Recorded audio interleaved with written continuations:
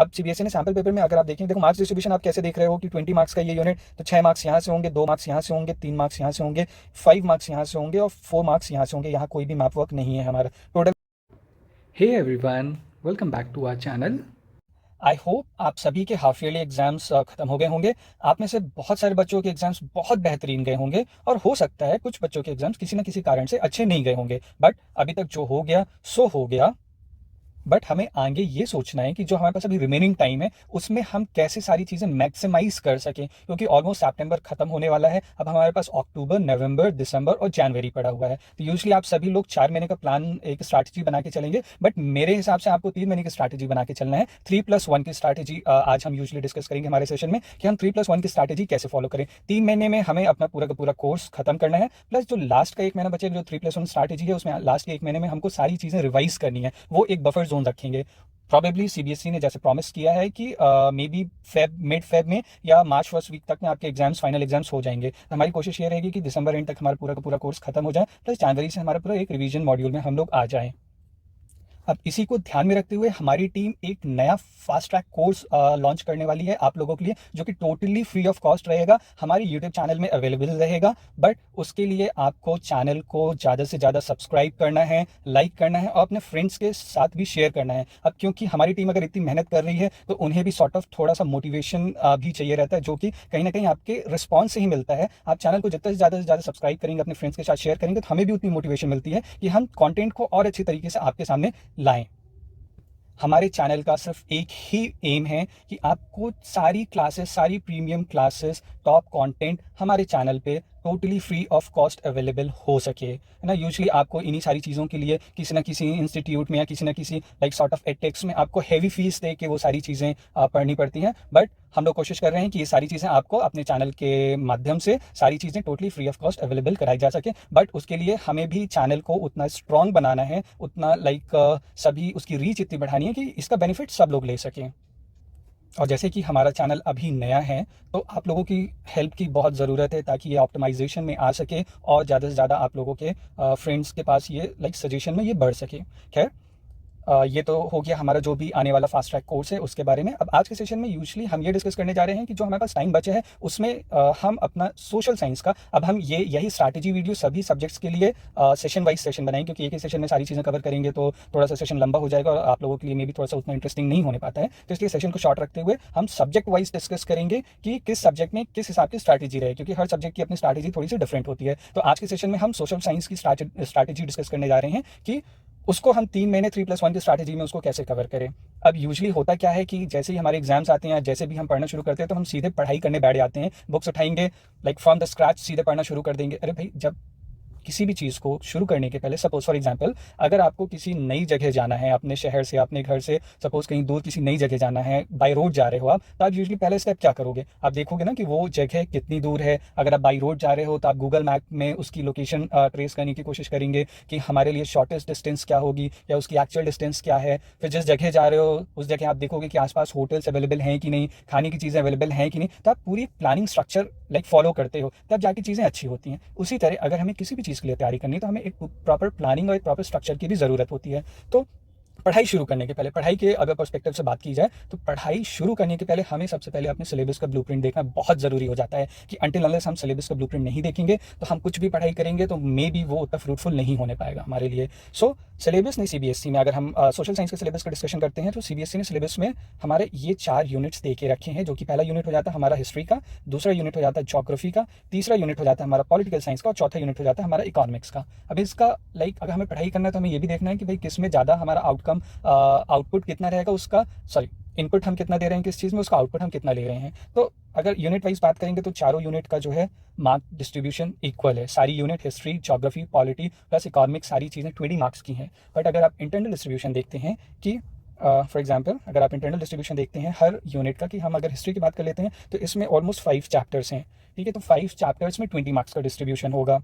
अब इसी तरह अगर हम ज्योग्राफी का देख लेते हैं तो ज्योग्राफी में ऑलमोस्ट 7 चैप्टर्स हैं, ठीक है। 7 चैप्टर्स हैं। अब 7 चैप्टर्स में वो 20 मार्क्स का डिस्ट्रीब्यूशन होगा। इसी तरह सिविक्स में देख लेते हैं, उसमें भी 7 चैप्टर्स हैं। और आखिर में इकोनॉमिक्स में देख लेते हैं तो उसमें 5 चैप्टर्स हैं, जिसमें वैल्यूएशन 4 का होना है, कंज्यूमर राइट्स का आपका प्रोजेक्ट वर्क रहेगा। तो टोटल ऑल टुगेदर हमारे पास 21 चैप्टर्स हैं सोशल साइंस में कितने चैप्टर्स हैं? 21 चैप्टर्स हैं जिनकी मार्किंग है हमारी 80 मार्क्स की। तो अब सीबीएसई ने जो भी सैम्पल पेपर अभी हमें दिया है उसके बेसिस में एक बार हम थोड़ा सा क्विकली देख लेते हैं कि उस सैम्पल पेपर में सीबीएसई ने मार्क्स डिस्ट्रीब्यूशन कैसे दे के रखा है। अब इस टेबल में आप देख सकते हैं कि सीबीएसई ने सोशल साइंस का मार्क डिस्ट्रीब्यूशन अपने सैम्पल पेपर में कैसे करके रखा था कि हमने यूजुअली प्रीवियस सेशन में भी देखा है। अगर आपने मेरा ब्लूप्रिंट डिस्कशन सेशन अभी नहीं देखा तो आप आई बटन में भी क्लिक करके वो सेशन भी देख सकते हैं कि जिसमें हमने एक डिटेल डिस्कशन कर रखा है कि सीबीएसई सैम्पल पेपर में कैसे क्वेश्चंस रखने वाली है।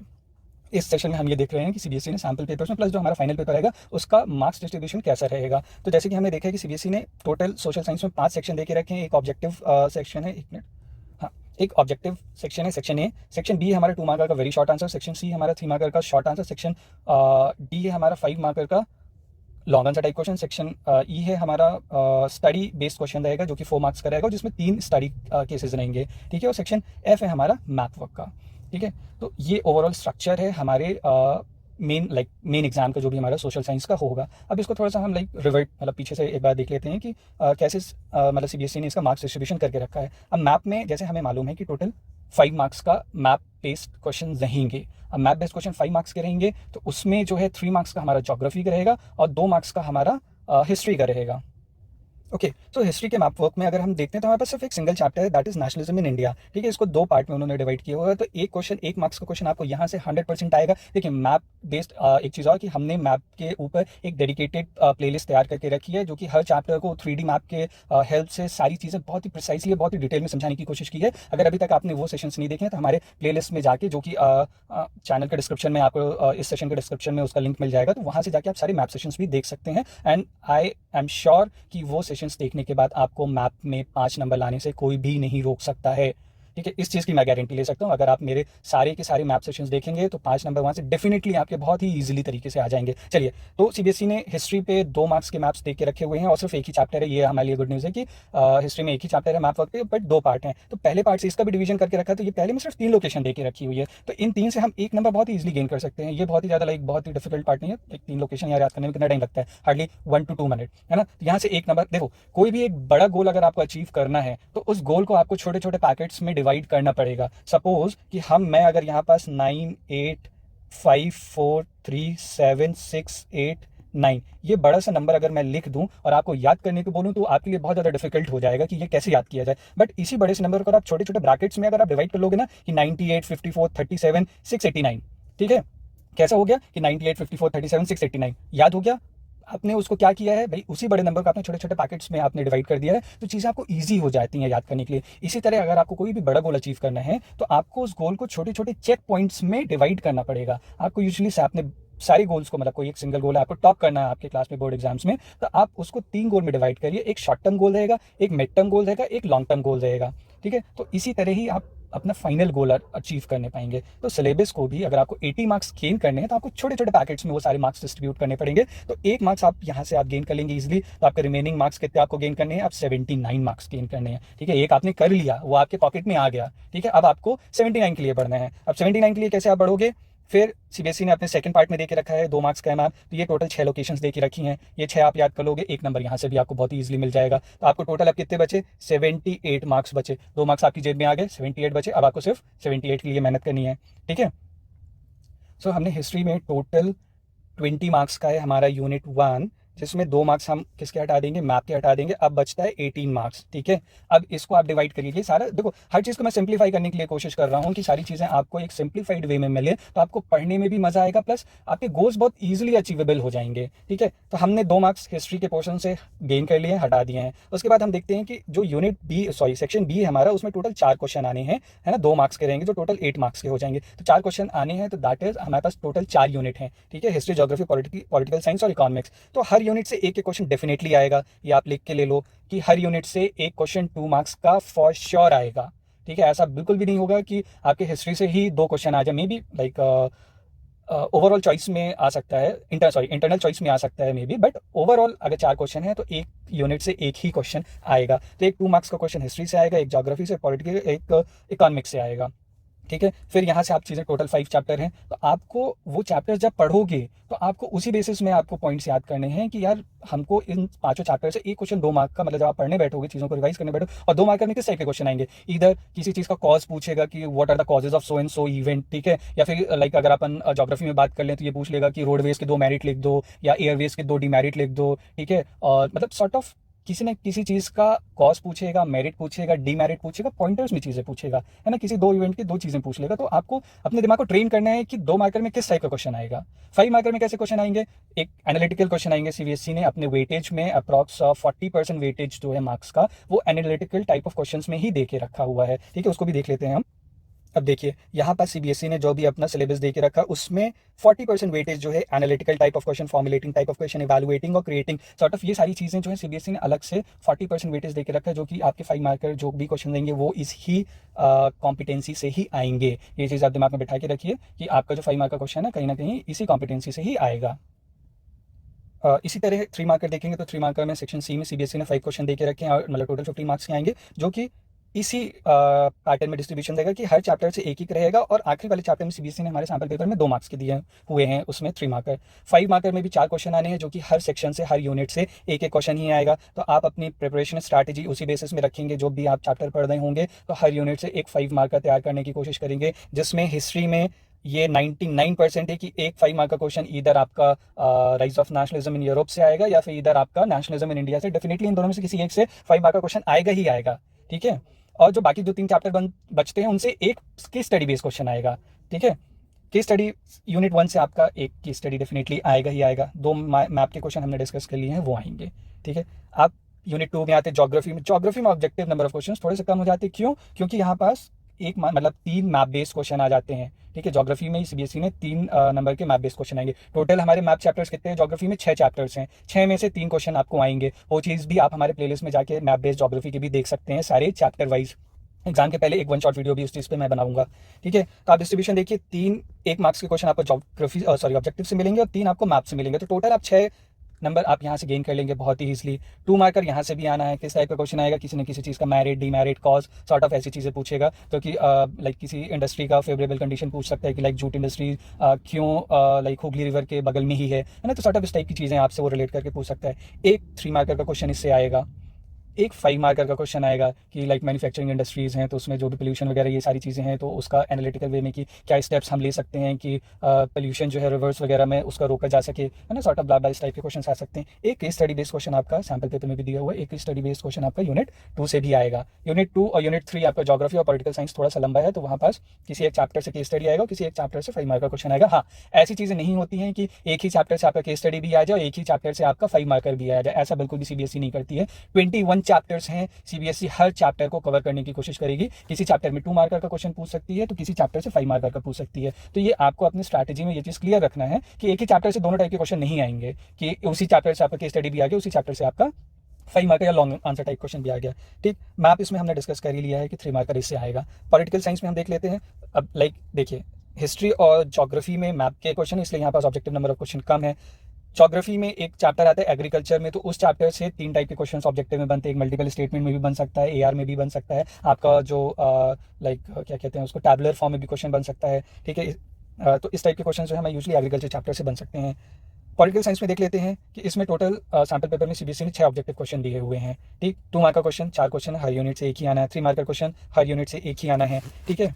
फिर 5 मार्क का क्वेश्चन हर यूनिट से एक ही आना है। केस स्टडी क्वेश्चन इससे भी एक आएगा। अब सीबीएसई ने सैम्पल पेपर में अगर आप देखें, देखो मार्क्स डिस्ट्रीब्यूशन आप कैसे देख रहे हो कि 20 मार्क्स का ये यूनिट, तो 6 मार्क्स यहाँ से होंगे, 2 मार्क्स यहाँ से होंगे, 3 मार्क्स यहाँ से होंगे, 5 मार्क्स यहाँ से होंगे और 4 मार्क्स यहाँ से होंगे। यहाँ कोई भी मैप वर्क नहीं है हमारा। टोटल कितना हो जाता है? 6 + 2 8 + 3 11 16 + 20 मार्क्स की आपकी यूनिट 3 हो गई। ये मार्क्स डिस्ट्रीब्यूशन रहेगा, इसी बेसिस में आपको तैयारी करनी है। इकोनॉमिक्स में हम देख लेते हैं। इकोनॉमिक्स में केस स्टडी की प्रोबेबिलिटी नहीं बनती, क्योंकि मार्क्स डिस्ट्रीब्यूशन उस हिसाब से नहीं होता। मे बी फाइनल पेपर में हो सकता है कहीं ना कहीं थोड़ा बहुत मार्क्स एडजस्ट करके वो चीज़ भी दी जा सकती है, बट अभी सैम्पल पेपर में सीबीएसई ने इकोनॉमिक्स से केस स्टडी नहीं दिया है, ठीक है। बट डेवलपमेंट चैप्टर है इकोनॉमिक्स का, उससे लास्ट ईयर केस स्टडी पूछी गई है, तो आपको ऐसा नहीं करना। मैं ये सैम्पल पेपर का बेसिस लेके मैं अभी बोल रहा हूँ, तो आपको ये चीज़ भी ध्यान में रखना कि मे भी हो सकता है, बट प्रोबेबली ऐसा नहीं हो।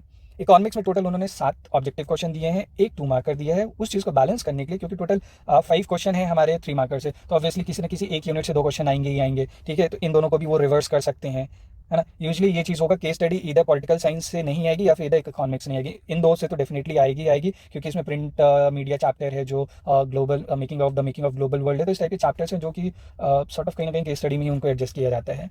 ठीक है, तो टोटल 7 क्वेश्चन हैं हमारे इकोनॉमिक सेक्शन के ऑब्जेक्टिव से। एक क्वेश्चन है 2 मार्कर, 2 क्वेश्चन है 3 मार्कर के, एक क्वेश्चन है 5 मार्कर के। यहाँ केस स्टडी सैम्पल पेपर में सीबीएसई ने नहीं दिया है, बट मे भी हो सकता है फाइनल पेपर में आपके आए। तो ये सॉर्ट ऑफ हमारा एक मार्क्स डिस्ट्रीब्यूशन और एक छोटा सा एक आइडिया आपको लगाने के लिए कि आप चीज़ों को कैसे कवर करो। तो ये चीज़ थोड़ा सा ध्यान में रखते हुए अपनी पढ़ाई शुरू करना है आपको। अब हम देखते हैं कि टोटल 21 चैप्टर्स को हम जो है 3 महीने में कैसे कवर करें। बहुत ही ईजिली कवर होते हैं। 3 महीने में 90 दिन होते हैं हमारे।